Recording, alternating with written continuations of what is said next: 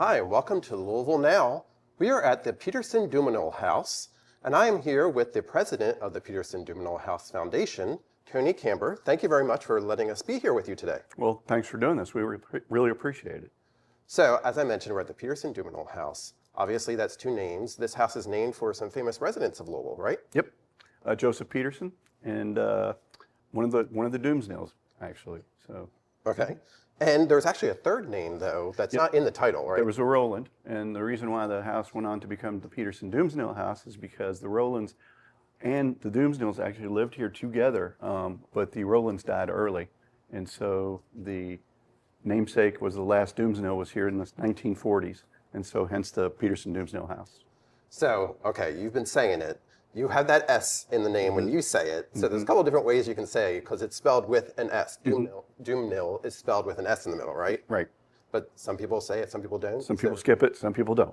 It's just however you choose, right? I've been doing this 10 years, and that's just what I'm comfortable with. And you said you talked to some residents about who are, or not, excuse me, some descendants of the Dumesnils. Yes, we still have some descendants they actually still contribute in our annual fund. And so the last time I actually... How do they say it?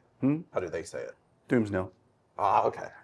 So the last year I ever saw them was my second year was building in grounds chair, and our boiler went out, and they were going to have Thanksgiving dinner here, and so it was cold, and I got a phone call when the boiler's out. So the Dumesnil family's showing up for dinner, and so there's no space heaters on Thanksgiving Day, so I found two at Walmart or at Walgreens and got the house up to 54 degrees. I called the caterer, said, tell them that we don't have heat. They might want to change their mind. They're like, no, that's fine. They showed up. As they were walking in the front door, I was walking out the back door, and I just did not look back. There you go. But they said they had a blast because it reminded them of what they grew up here at. Oh, wonderful. It was cool. So you are president of the foundation. So yes, sir. What's the mission of the foundation here? We have three tenets to our mission statement. One is obviously historical preservation. Two is find financially viable uses for the property. Generally, rentals is what we do. And the third thing, and probably the most important thing, but it took us a long time to really realize that was the most important thing, was serve as an asset to the Crescent Hill community, especially. So we do a lot of free events here. And you actually have 4 organizations that are housed here, too. Is that correct? Yep. We're probably the only, that I can think of, rental venue that houses people for free. We house the Crescent Hill Community Council for free, obviously, the Crescent Hill Garden Club for free. FABA will do it, Frankfurt Avenue Business Association will do it on occasion. We also have the Louisville Mandolin Orchestra and the Louisville Historical League, and they all house here for free. So. Last year we had over 120 free usages of the property, which makes it very unusual. That's great. And you may see behind too, there's tents because you do have events here as well. Yeah, we got a big one coming. Weddings? Is that the primary events that you have? Yes. Our primary source of revenue are weddings. We're trying to branch out. We do memorials, and we do just general business parties and holiday parties and things like that. But it really is mainly events. Our weddings are our main thing. And it is a beautiful building. Well, thank you. Beautiful facility. And you've been doing some improvements as well to make it even more beautiful. Yeah, since I took over the board itself, we went on a capital campaign. We've probably invested over $500,000 into the property. It's looking about as good as it's looked in a long, long time. We're really checking off the boxes on all of our wish lists of things that we need to do. Part of that is we got very active in seeking out grant money. So we go for grants every year now. We hadn't done that forever. So a little later on the show, we're going to have an opportunity to speak to a historian about some of the events that are coming up that are also fundraisers for the Peterson-Dumesnil House and the foundation. But we want to talk a little bit about the history as well, because there's a lot of history here. When was this house built? 1869. By a gentleman named Joseph Peterson. He's from Pennsylvania. He was a tobacco merchant, and this is where he lived eventually. So he and his wife Caroline lived here. Caroline and Joseph had a daughter, Carrie. Caroline passed fairly young, and then sometime thereafter, Carrie basically passed as well. But in the meanwhile, there were 2 granddaughters. Carrie had 2 granddaughters, also named Carrie, and the other named Liza. So one of them married a Rowland, and the other married a Dumesnil, and they cohabitated here in the house. So if you were to go upstairs, you'll see that they're mirror images of each other. So nobody got, everybody got the same amount of space. So and so that they lived here again until the Rolands had passed early. The Dumesnils were here till the 40s. But if you notice, you've got Roland Avenue here, you got Peterson Avenue here, and so you have Dumesnil down in Old Louisville. So you're talking some prominent families. Absolutely. And after that, JCPS kind of got hold of it, correct? Yep. JCPS took it over in the 40s. It became the only teachers' lounge in the United States until the late 70s, early 80s. Wow. And so there was in the meanwhile, the Crestno Community Council was created after the tornadoes, and so they were meeting here, leasing space here, et cetera, et cetera. So then the rumor became that they were going to tear the house down to build tennis courts or soccer fields. That kind of varying stories. And the neighborhood said that they were basically having none of it, went door to door and collected enough money to purchase the property. Oh, wow. And I think it was somewhere around, at that time in '84, it was about $154,000. Wow. And now we're still raising money for the foundation to keep every up day. The building, right? Exactly. How can people find out more information about the foundation? www.petersondumesnil.org. Hit donate now, and it's right there. Well, thank you. I've been talking with Tony Camber, who is the president of the Peterson-Dumesnil House Foundation. We're going to be back here on Louisville Now with more. Stay with us.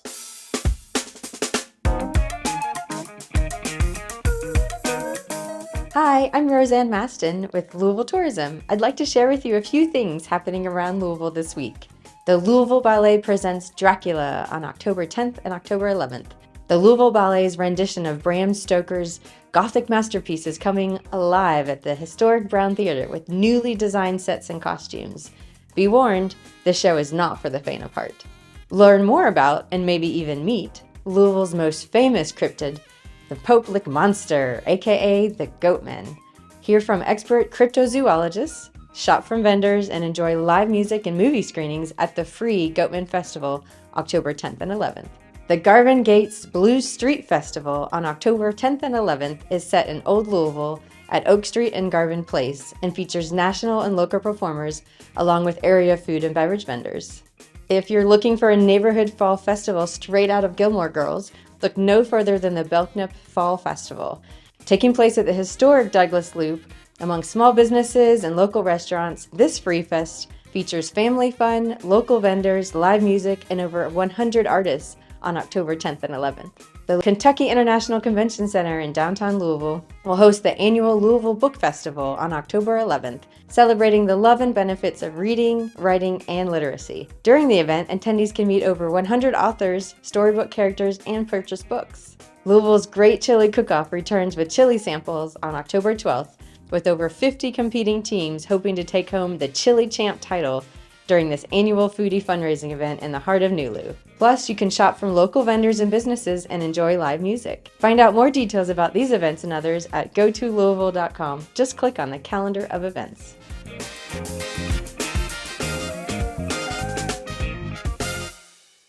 Welcome back to Louisville Now. Early childhood learning is one of Mayor Craig Greenberg's top priorities, and to achieve that goal, he's partnering, and the administration is partnering with many different organizations. And right now, I have one of his organization members here, and it's Dr. Allison Miller, who's with the National Center for Families Learning. So thank you for joining us here on Louisville Now. Thank you so much for having us here today. Okay. So Allison, will you tell us a little bit about the National Centers for Family Learning? Absolutely. So NCFL was established here in Louisville in 1989. So we have a 36-year rich history of supporting parents and families with education solutions for their little ones, from birth all the way up to high school, college, career readiness, kind of adult education type things. So the work that I've been doing has been focused primarily on early childhood work here in Louisville. Okay. And you are the director actually for Indiana. I am for Indiana and Kentucky. Okay. Yes. So the organization started here in Kentucky. It did, yes, right here in Louisville. We actually still have our office right downtown next to the Center. But is it spread around across the country? Yes, we have a national footprint where we have helped over 4.5 million families since we started in 1989, and we've been represented in about 37 different states since, our birth. That's fantastic.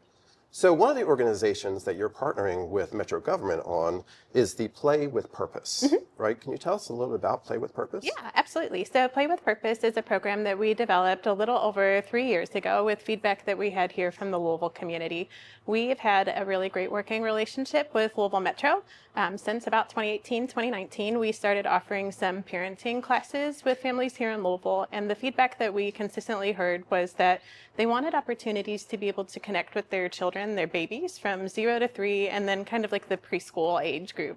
And so with some input from community members and then our own research, we've developed a 9-week program that is either for infants and toddlers, so 3 and under, or we also have a preschool program that follows a similar 9-week cadence where families can come together. They spend about a half an hour learning about a different education tool to use at home that is around a book and a toy and a literacy goal for the week. And then they spend another half an hour playing with their children in the room and interacting with other families with a facilitator guiding those interactions. Okay. So how long has this program been going on? Yeah, so we have been doing it here in Louisville for a little over 2 years, and we have another year to go. And so we have programs all over the city from YMCA. We offer programmings in different branches throughout the city. We partner with folks like Play Cousins, Family Health Centers. We've also done some work with Backside Learning Center and a little bit of work with JCPS as well. Okay, so it's a whole community involvement, right? Absolutely. And with Playing with Purpose, so you're kind of using something that people will do, play, to make it have a purpose, which is a great title and a great mission there as well. Absolutely. For us, we know that children at that age learn best when they're interacting with their caregiver and they're having fun and playing. And for adults, that might seem silly that you learn through play, but that is literally how a baby's brain is built to be able to take in the world around them and to be able to learn things that they can then have later on, like in a school setting. And so have you been seeing positive results from this program?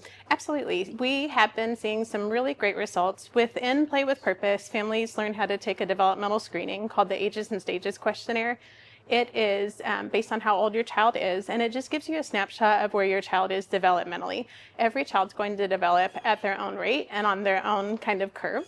And we know that there are certain milestones that they hit at each part in their own journey. And so when families are able to take that ASQ, they can see if their child needs any support in communication or personal social needs. There's also some language pieces, fine and gross motor work as well, and like problem solving skills. And so what we're seeing is that families that start Play with Purpose and finish it for the full 9 weeks usually see a lot of gains in that ASQ when they're taking it in at the end of the program, and their children have achieved like a milestone maybe that they weren't yet reaching when they started.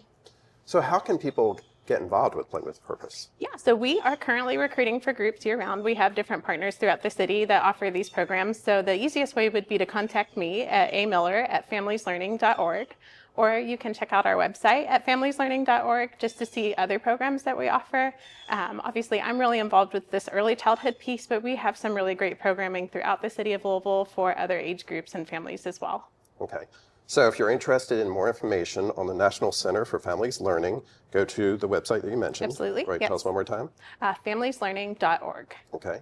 And if you're interested with Play with Purpose, which sounds like it has a great mission and it's getting great results. Absolutely, it is. Well, thank you very much for being Thank here you with so us. much for Again, having me. talking with Dr. Allison Miller with the National Center for Families Learning. We're right back with more information on some programs coming up here at the Peterson-Dumesnil House. Stay with us.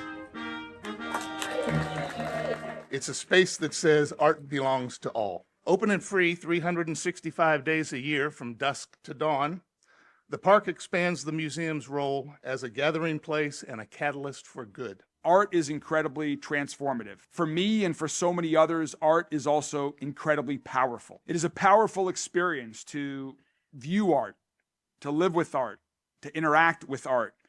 And that power is amplified when it's in this wonderful, beautiful outdoor space right here at the Speed Art Park. This outdoor gathering space is the result of collaboration between civic leaders, cultural institutions, and engaged citizens.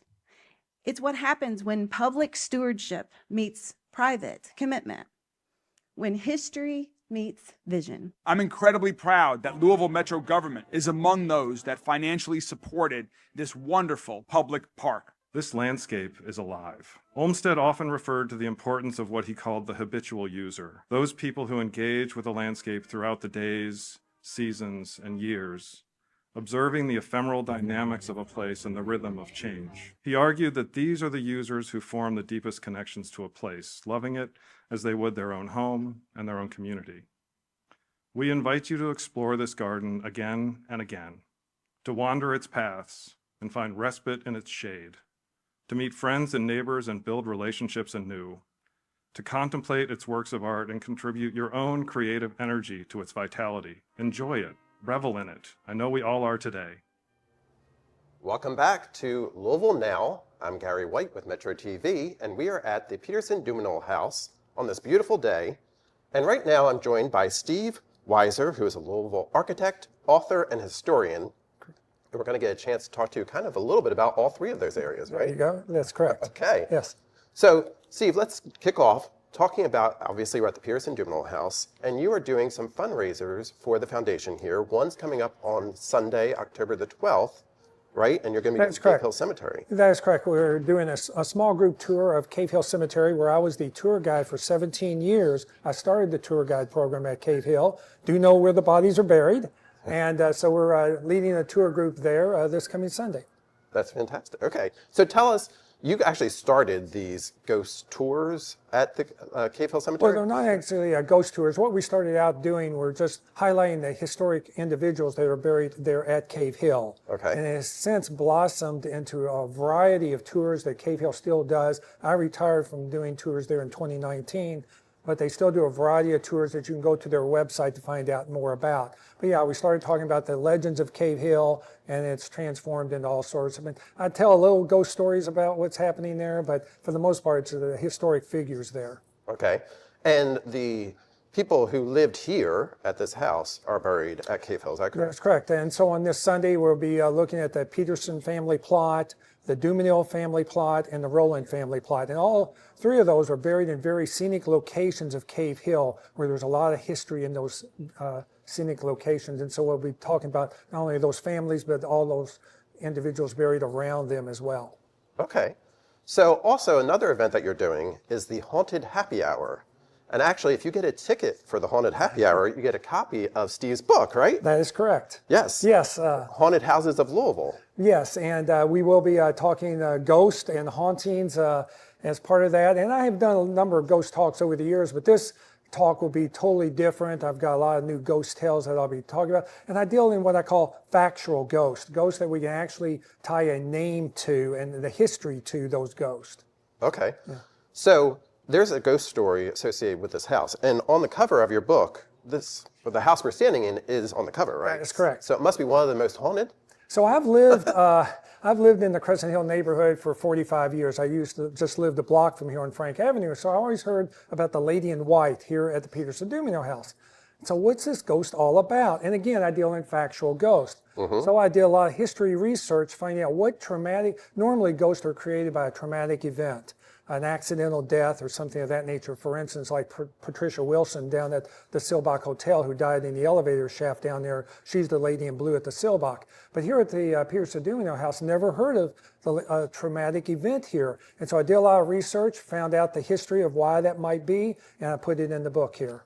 Okay, so you had to buy the book. You had to buy or come to the happy hour, and we'll discuss more about that. Okay. Correct. So speaking of that, we want to say how people can get tickets or get more information on these different events. So we talked about the happy hours on October the 26th, I believe. That is correct. Right? Sunday, October 26th, 5 p.m. Okay, and the Cave Hill Cemetery tours, October the 12th. October 12th, 10 to noon. And the reason why we're doing it early on Sunday morning is to avoid all the other tours that Cave Hill does there in the Sunday afternoon. So we're doing it a little early, but it'll be a very beautiful morning. Absolutely.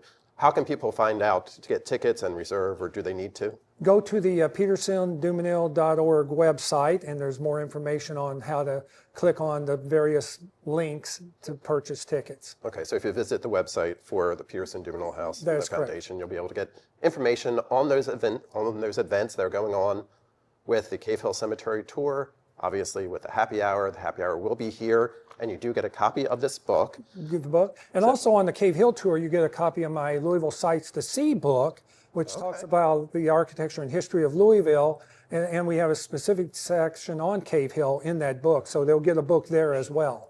Okay. So we talked about you being an author, historian, obviously, so the architect part. Can you give us a little tidbit about this building that makes it really kind of unique? Well, it was designed by Henry Whitestone, a very famous legendary architect of Louisville. He is also going to be on our Cave Hill tour. I will lead us tour to his gravesite there. But it's an Italianate style design.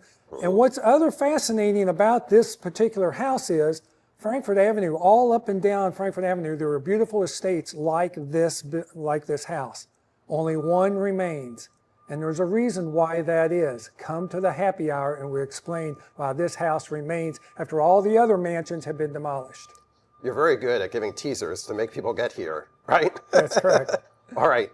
So that gives you a reason to come for the happy hour on October 26th. October 26th, Here 5 p.m. at Yeah. the Peterson-Dumesnil House, and for October the 12th at the Cave Hill Cemetery. Lots of stuff going on. Again, it's fundraisers for the foundation here.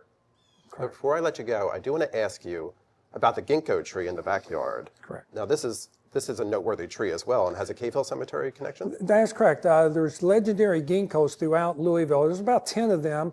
There's one here at PD House, over at Cave Hill, at the old Galt Estates across Brownsboro Road. There's these massive ginkgos, and they were planted in the mid-1800s. And so folklore says that the legendary Senator Henry Clay brought those seeds back from the Chinese embassy here and distributed them around. I've yet to be able to document that legend, but these are massive trees, and the PD House has a contest every fall to decide when these leaves will fall on the trees. So you can go to the website on that to find out more. Fantastic. Thank you very much. So stay with us here in Louisville now, because we're going to learn more about the trees as well. We have an arborist with the Urban Forestry Department here coming up right on Louisville Now. Stay with us.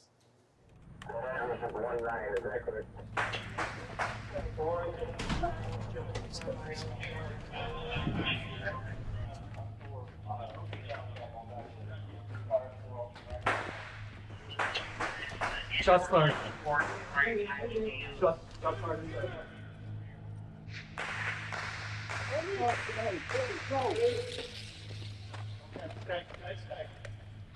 So we had public safety agencies from across the county that came in, and in a joint effort with Bellarmine University, we performed an active shooter scenario drill. We had a couple different aspects that we wanted to work through. We were gracious enough to get the property from Bellarmine University, and and it's a really big deal before school starting, and we talked through several different things. We had really 3 modules. One of them was talking through a scenario that may happen before a shooting, and getting the campus to identify where there could potentially be a problem. And then we actually had the scenario, and then we also went through a module where we did family reunification and family assistance, and had groups from private and public sectors come in from all over the county and talk through that. It's very important for us to be able to work hand in hand with fire and EMS. You can do this on a table all day long, but in person, in real time, it's a different beast, right? So I'm very grateful that y'all gave us the opportunity to come in here and continue to allow us to improve. Sir, come on. You're not just sitting around talking about it. You're actually doing it, and it's very realistic. For the people that were entering the building, they heard gunfire. We had simulated gunfire inside the building. 48 victims that were actually had moulage, been put on them, so they look very realistic. So not only for the police that were going in to take care of the perpetrator, but for fire and EMS that were coming in behind them and actually taking care of those victims, they had to act on the wound that they saw. So, they had to triage, and then they transported the patients away from there across campus. So it was very realistic to put them through that. Bellarmine obviously never wants to be in a situation like we practice today, but we understand it happens around universities across the nation. But we want to be prepared, and the best defense is being prepared. So today gave us an opportunity to better figure out what we need to do to protect our students and provide that safe campus. Unfortunately, these things happen, more and more across the country. We always look at what went good and what could have been done better. So we're always looking at perfecting our plan for the entire county. We've got several public safety agencies, police, fire, EMS, emergency management, and we want to have one cohesive plan, and we're just working towards, getting that perfected. Welcome back to Louisville Now. We're at the Peterson-Dumesnil House, and we are talking about leaves now. I have Patton Scott, who is an arborist with the Louisville Parks and Recreation Urban Forestry Department. Thank you for being here with us. Yeah, it's great to be here. So before we went to break last time, we talked about the ginkgo tree that's very well known here. So ginkgo trees are unique where they lose their leaves all at the same time. Is that correct? That is correct, yes. In like 24 hours? Over about a day or two. Okay. Well, right now we're in the season when trees are losing their leaves. Correct. Why does that happen? Well, leaf drop is part of a larger process known as leaf senescence. Basically, chlorophyll, the main driver of photosynthesis in the leaf, is very metabolically expensive for the tree to produce. So it's going through a process right now of breaking that chlorophyll down and bringing it back into the tree so that it can store it and use it later in the spring and summer. Okay. So that makes perfect sense. Yeah. That's why I would like that. So is this like, are we in peak tree peeping time to go see when the leaves are changing? We're not quite at peak just yet. The process has just started. As that chlorophyll recedes into the inner body of the tree, we're going to start to see more yellows, more oranges, more reds. And I anticipate we're going to be at peak fall color towards the end of this month and maybe in the first 2 weeks of November. Okay. And does the weather factor into that as well, when that is? The weather can have a really big play on how the colors are, shown and what colors we see, how vibrant they are. If we have a really dry period before the leaves start to fall off and the colors start to change, we can really see much more red colors after things start to get a lot colder. Okay. Will leaves, the same trees their leaves change the same color every year, or do they kind of change colors? They can change their colors. The colors can vary from year to year. That depends a lot on the species. That can also depend on the cultivar, but it also really depends on the weather and the water that is available to the tree before it starts to change its colors. Okay. So as we're recording this, we're actually going to be going into Louisville Tree Week next week as well. So tell us a little about that, if you will. Well, Louisville Tree Week is just really a celebration of the trees here in Louisville and the wonderful canopy that we have and the wonderful canopy that we're trying to maintain. We have several events going on next week, a couple of tree walks, as well as a tree giveaway at Joe Creason Park. Okay, and how can do they just show up and get a tree? Yeah, so next Thursday at Joe Creason Park, we're going to be giving away some trees. We have a couple species lined up: bur oak, chinkapin oak, redbud, spicebush, which is technically not a tree, but it's still native and we love it, and then the tulip poplar, our state tree. Okay, very cool. So also, you've been doing something called a smart tree inventory. Yeah. Can you tell us a little bit about that? Yeah, so this is the first comprehensive street tree inventory that we've been able to initiate. We have Davy Resource Group initiating that project for us, and they're using a lot of really interesting technology to get this done for us. They're using lasers, they're using LiDAR, they're using 360-degree cameras to drive down our streets and visually map all of these trees for us, so then we can create a 3D model and look at health indicators. We can look at height, canopy volume, the diameter, and we can also assess these trees for risk and safety. Okay, so is that risk and safety for the tree or for people or for both? For both, for both. One of the main things we do is, in managing the trees in the right-of-way, is trying to find a balance between safety and the ecological benefits that these trees give us. So safety is always the top thing on our mind. Okay. What is the most common tree here in Louisville? Is there one that's common mostly? There's quite a few maples, but I see a lot of black walnuts. That's a very common tree. They grow very readily and they're very vigorous. They outcompete a lot of other things because they emit a chemical called jugalone in the soil, and it kills a lot of the other plants that might surround them. Okay. Well, this is some great information from Patton, who is an arborist with the Department of Urban Forestry. Thank you very much for being here with us. If somebody wants more information on urban forestry, how can they find that? They can go to our website, bestparksever.org, and they can get involved. We have, once again, those tree walks coming up next week, and we also have several giveaways and plantings, and then later in April we will have Tree Fest. So stay tuned, we'll have more information on all of that. Thank you very much for joining us for Louisville Now. This has been Gary White for Metro TV.